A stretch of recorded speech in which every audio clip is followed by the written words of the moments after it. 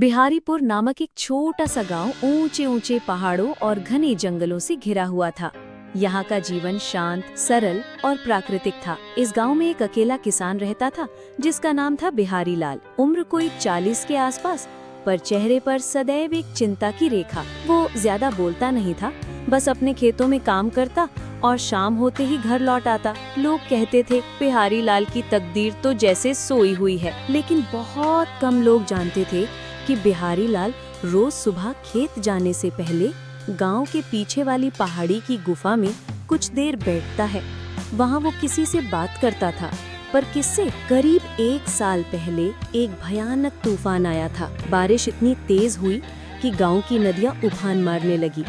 उसी रात बिहारी लाल की बैलगाड़ी पहाड़ी के पास फंस गई। जान बचाने के लिए वो गुफा में छिप गया। वहीं पहली बार उसकी मुलाकात हुई एक विशाल बंदर से, जो एक इंसान के बराबर लंबा और चौड़ा था। पर सबसे अजीब बात, वो बोलता था और पहाड़ी एक्सेंट में शुद्ध हिंदी बोलता था। बंदर बोला, डर मत इंसान, मैं तुझे खाऊंगा नहीं। मैं इस गुफा का रक्षक हूँ।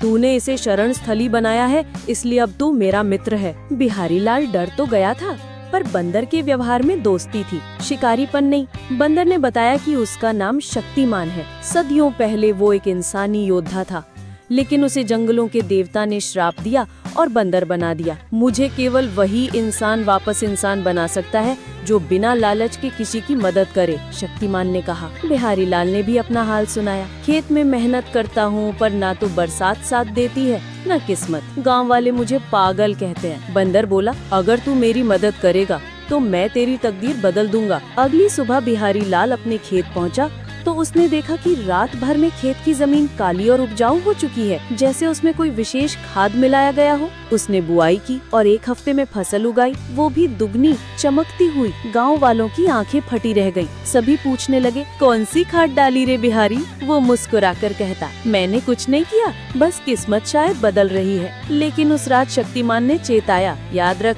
असली परीक्षा अब शुरू होगी। बिहारी लाल की समृद्धि देखकर गांव का मुखिया जगन्नाथ चौंक गया। वो स्वभाव से घमंडी और लालची था। उसने बिहारी लाल का खेत हथियाने की योजना बनाई। एक रात जगन्नाथ अपने 4 गुर्गों के साथ बिहारी लाल के खेत में गया और उसका सारा अनाज चुराकर ट्रक पर। जैसे ही ट्रक ने खेत की सीमा पार की, चारों टायर फट गए और ट्रक धुआं धुआं कर जल उठा। लोग डरकर भागे। जगन्नाथ ने अगली सुबह पूरे गांव में चिल्लाकर कहा, ये बिहारी लाल कोई तांत्रिक है, इसे गांव से बाहर करो। बिहारी लाल भागकर फिर उसी गुफा में गया। अब मैं क्या करूं शक्तिमान? उसने पूछा। शक्तिमान ने कहा, अब समय आ गया है कि तू गांव को सच्चाई बताए, पर याद रख, तू डर से नहीं जीतेगा, सच से ही तकदीर जीतेगी। अगली सुबह बिहारी लाल गांव के चौराहे पर खड़ा हुआ और पूरी कहानी सबको बता दी। शक्तिमान, गुफा, श्राप और खेतों की रक्षा। लोग हंसे, ताने मारे, पर तभी शक्तिमान खुद गुफा से बाहर आकर गांव के सामने आया। उसकी ऊंचाई 2 मनुष्यों जितनी थी, आंखें चमक रही थी और चाल में गरिमा थी।